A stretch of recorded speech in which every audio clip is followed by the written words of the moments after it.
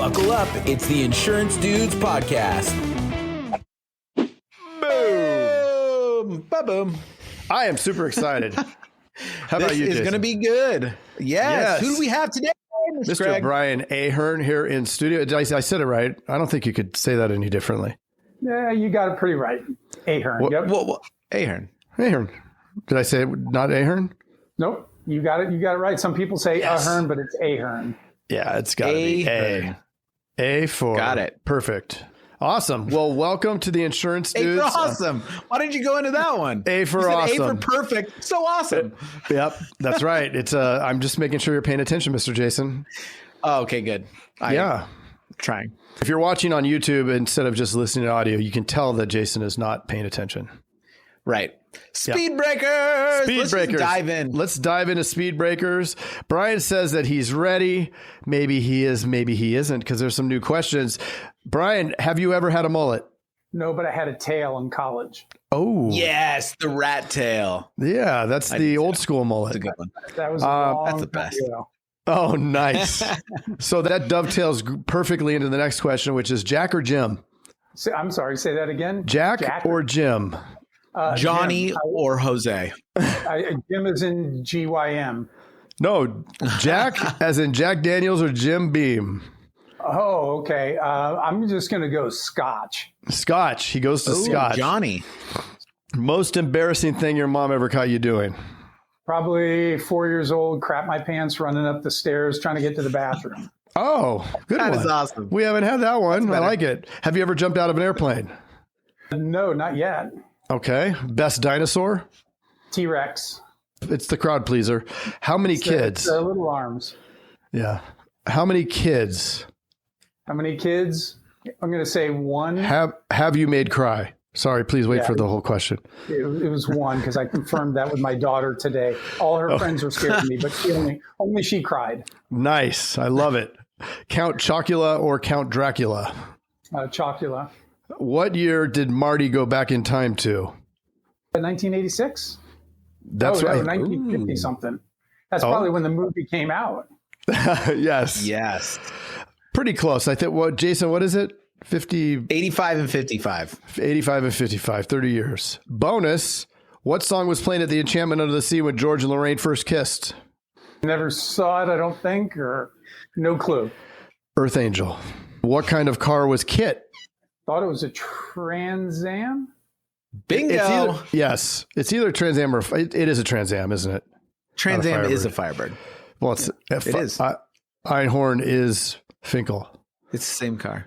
Where were we? Oh, what country is Hasselhoff huge in? Germany. That's correct. Dogs or cats? Cats. I know you want to end the interview there, but if you saw my daughter's cats, you'd fall in love with them. Okay. That is our first cat. They are like a Second. married couple. Watching second these cat. cats and their heads turning and how they play, and they don't require anything of me. So, Oh, well, that's good. As long as they don't That's require a huge anything. advantage.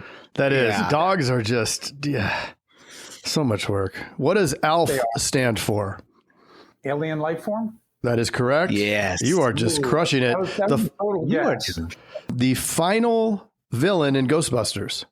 The Stay Puft Marshmallow Man. That is correct. The first person to nail it. And, of course, everyone's favorite, Trump or Biden. Tulsi Gabbard. Well played, sir. And what was the first concert you ever went to, all the way back to as far as you can remember? REO Speedwagon. I was a junior in high school. It was down at Ohio University. That is great. Ooh, that is good. So back from the Speedwagon into now, how did you get involved in this crazy business of insurance? This is actually pretty interesting. I was at school. I had accepted a job with a department store chain. Last week of school, I get a letter from Travelers Insurance. Knew nothing about insurance. In fact, whatever thoughts I had were all negative. But I went to the interview because I think everybody says that. Yeah, well, I was dating a girl. And so I thought I owe it to her to see if I can get the job because it's in my hometown, Columbus, Ohio. And I go and lo and behold, I get the job. And the first day of work, I met my wife. Been Wow. 32 years. So, Wow. So if you had not tried to impress the girlfriend by going to get this job, you wouldn't have met your wife. True. And I had to impress her, so I still was having to work through stuff like that. You're stepping in some dangerous territory. My wife, when she met me, she literally said, when I saw you walk in the conference room, the HR conference room, we started on the same day. She said, I looked at you and thought, what an egghead. Travelers really got a winner here. Wow. So I stumbled out of the gate badly. But the moral of the story is eggs are good for you. Yes. That is fantastic. So walk us through Travelers. What was your experience there? It was great because it was first job out of college, and it's a terrific company, got great learning. Obviously, I met my wife. I learned just a ton about underwriting. I was in personal and then moved over to commercial, how big companies operate. And from there, then I went to a much smaller company called State Auto Insurance, which is located here in Columbus, Ohio, and got to take that big company experience and bring it into the small company. So I felt like I got the best of both worlds, but totally positive experience at both places. Fantastic. And then what did that lead to? So almost 20 years ago, I came across the work of a man named Robert Cialdini, Dr. Cialdini, who was a social psychologist out of Arizona State University. And I was so enthralled with his material. When I came across it, he studies the psychology of persuasion. And when I started to hear him talk about it, the light bulb came on. I was like, this is the foundation of selling. And this is what I want to do with the rest of my career. And so I started weaving it into everything I did. Sales training, sales coaching. I ran a corporate university. Everything I was doing corporately, weaved it in and set up my business on the side. And then 2.5 years ago, decided it was time to jump ship and do this full time. So you were doing that for a company at first? I was working with the field salespeople at State Auto Insurance. And then I started working with the independent insurance agents and doing multi-day workshops for them to help them with their sales skills. And from there, moved into the corporate university. And that was after that is when I decided it was time to jump. So not out of an airplane, but I jumped. No parachute. It's so interesting because agents will go in and often not have any experience with insurance, right? They come from another industry, open up a shop, and then it's a baptism by fire. They have to learn the business, the industry, the lingo. They have to learn how to become a manager, a hiring manager, a salesperson, all of these things. And then zooming down on that specific area, there's the selling and being good at selling. And then there's the part of being good at prospecting or marketing, right? Bringing in the people to sell. It's a dynamic to be able to spin those two plates. Absolutely. And unfortunately, most people are simply taught all about the policy and how to talk about the policy, but not really taught how to sell or, what is the psychology of selling. And when you understand how other people think and behave, and you start adjusting how you interact with them, it's incredible the difference that it can make. And that's what I teach people how to do based on the research from social psychology and behavioral economics. So I love this subject. It's definitely one of my favorites. To believe everything is. I want to know, what were some of the first ahas that you had, especially diving into, I thought it was Cialdini, but Cialdini's work. What were the things that really got the wheels turning and then implementing with agents? Okay. Well, as I said, when I heard him speak, and it was a video from Stanford, he spoke there back around 2001, 2002. And I was intrigued by the psychology because I saw how it related to sales. I appreciated his stance on ethics. He talked about non-manipulative ways to do this. But what really was probably the aha, I'm a very logical person. I started my career in underwriting. Things are pretty black and white, yes or no, that kind of thing. And truthfully, I thought sales was a bunch of BS. I just thought it doesn't matter how you talk. Agent just wants the lowest price and customer just wants the lowest price. And then once I started getting into selling and I started to realize good salesperson can make a big difference in terms of helping you get what you need. And then layer on top of that, this psychology that when you look at what the research shows and what a difference it can make when you engage this psychology, that was the aha for me. Like, wow, 4 times more people said yes to the very same thing just because they changed a couple of words or reframed how they presented that. And I just thought that was so amazing. And I guess that logical part of me wanted to understand the human mind more. And so I started diving in deep in all of that. Yeah, we are so... Oh, sorry, go ahead. No, you go. I was just going to say, we are very, very focused in our agencies on the training of the staff, on constant sales training. It's a daily. if not twice a day, where we work on little stuff because it's the reps, right? It's not once they have a broad understanding of that psychology and understanding and really buying into the idea. Because I know, obviously, if you're working with a lot of agencies, you know that first you have to sell them on the idea, right? They're like, whatever, we just quote them. And what we find is, especially if you hire somebody from outside, they're usually terrible if they came from the insurance industry as a salesperson, right? Otherwise, they'd be where they were and never have left. So you bring them in, you have to break a lot of bad habits because it's sort of this, I'm just going to quote you. Like, quote isn't even a word we use in the agency because we're going to have a conversation about your insurance and find out about the coverages you have without getting too far down the rabbit hole because, people turn off when they start talking about insurance. So you have to be careful. Yep.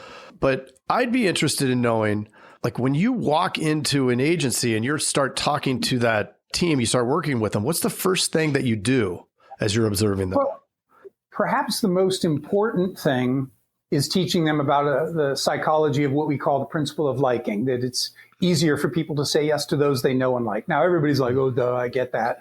But most people, when you observe them, they don't understand how to put it into practice, and they focus on the wrong thing. So we teach people some very simple things. For example, when we connect on what we have in common, it is very natural for people to like others that they see as similar to themselves. So always making a concerted effort to talk about or find out what you have in common and make that a starting point of your conversations. But the big problem that people run into is they try to get people to like them. Now, I know that the principle says if people like you, they're more likely to say yes, but you can come across like a used car salesperson when you're desperately trying to get that person to like you. And the key really is do everything you can to come to like that other person. So if you two guys really start to say, wow, Brian really likes me, that's where you start opening up to whatever I might share, because deep down, we all believe that friends do right by friends, right? And if you sense that I truly like you, you're more open to what I share. But because I do like you, what I put on the table is in your best interest. It's not just to make a sale. It's to give you the best product, best service possible. So we've got this virtuous cycle where I'm doing everything I can to like you. You're sensing that, and it becomes so much easier for us to do business. I love that. Yeah, that is great. What are some of the things when you do go into an agency that you see that almost every agency does, that these are the first few things we need to implement to make a change? Well, one of the things, right off the bat, when you walk in, you're going to probably be greeted by somebody. And that person's going to probably be fairly nice, but they should be very outgoing. Think about when you walk into Starbucks, right? Everybody, hey, how you doing? You feel really good about that. And you can get coffee lots of other places, and you can get it a lot cheaper. But you usually don't get that same feel when you walk into those places. So everything starts at that moment. I tell people they may not do business with you just because they like you, but they'll never do business with you if they don't like you, unless you offer something that is so out of the box that they just can't get it elsewhere. So everything starts there. And then there are little things that you can do to engage. For example, there's a principle of reciprocity. If I do something for you, Jason, you feel this sense of obligation to want to do something in return. If somebody walks into your agency, and I know that, Craig, you're down in Tucson, right? Mm-hmm. So if somebody walks into your agency, it's always hot. Yep. Having something for them that they can have, like water, is a nice gesture, but you never want them to go get it themselves, because that doesn't engage the principle. It's when somebody says, oh, it's warm out today, would you like some water? Absolutely. And that person hands it to them. Right. That's where reciprocity is engaged. And all of these little interactions, the really being nice as they come in, connecting on what they might have in common, handing them that water, all of this is starting to build this momentum that's going to make it easier when they sit down with the person who they're going to start talking about their insurance needs with. For example, you guys ever stay at the DoubleTree? You ever stay? Yeah, I have. Yes, I have. Everybody knows the DoubleTree because of the chocolate chip cookie. Yeah. And it's a good cookie, but the Embassy Suites has pretty good cookies too. But the difference is when you check in at the DoubleTree, they hand you the cookie right at that moment, and it sets the stage for everything else. When you're walking in and out of the Embassy Suites, you can grab as many of those vanilla or chocolate cookies as you want, but it doesn't engage people the same way as that simple act of presenting that gift as soon as they check in. That's the kind of thing that you want to think about when somebody is going to come into your agency. How can we engage them in this way that makes them feel very different than what they feel when they go to another agency? You have to differentiate in a very, very red ocean. And it's so powerful. We talk about this all the time with the staff or with the team about all of the little details. And it's why we hammer out that it's scripted. It's a loose script, but there's certain things that you have to say. And like, it's some new person. I don't want to say that. And no, you have to say that. Like part of this is non-negotiable because it creates that momentum. And you're at the plate, you're swinging, and you have to increase the chances of hitting the ball. And the sum of all of these little details are what create that optimal chance. So what I teach people about, I've used the term principle a couple of times, these principles of persuasion that are across the globe. As social psychologists have studied this, to one degree or another, humans respond to all of these. So when you understand these principles, as opposed to just a script, you are more flexible in terms of how you can interact with people. So I don't want people to say things exactly the way I say them. I want them to so deeply understand the psychology that they can use their own words. We're essentially saying the same thing, but it sounds completely authentic because it's using the way you talk, Craig, or the way you talk, Jason, as opposed to the way I might have said it exactly. Love it. Love it. Yeah. What are some things over the phone, and how different is it than in person? Well, over the phone, obviously, you can't read body language, even though people still have body language. I mean, they're squirming in their chair or they're shaking their head yes or no, but you can't tell that. So over the phone, you have to pay a lot more attention to tone of voice, because tone of voice is going to indicate where somebody is in terms of their emotional state. Are they really into what you're talking about, or are they just dispassionate? Are they bored? Is there something else on their mind? You really have to get good at catching tone of voice. And then it becomes even more important to ask a lot of questions.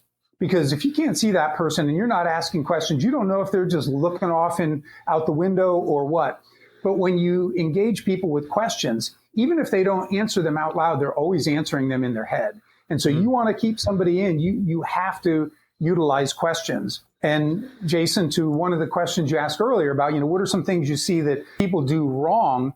A lot of times people spend way too much time telling people rather than asking. And if they ask and that person answers for themselves, now they own it because they are the ones that put it out on the table. It wasn't pushed out on them as advice or opinion. Can you give examples of both? Sure. And the different ways to frame? An example would be when I would work with agents and I would say, what is a reason that somebody's going to want to do business with you? Almost all the time they'll say, because we're local. I'm like, okay, that might be a good reason. But in the world that we're in, where we can do so much over Zoom and other platforms, is that really as big a deal? So what you need to do is simply ask the question, Jason, is it important to you that, if you needed to sit down with your agent face to face for a difficult conversation, that you'd be able to do that in 20 or 30 minutes if you had to? Almost every person will say yes.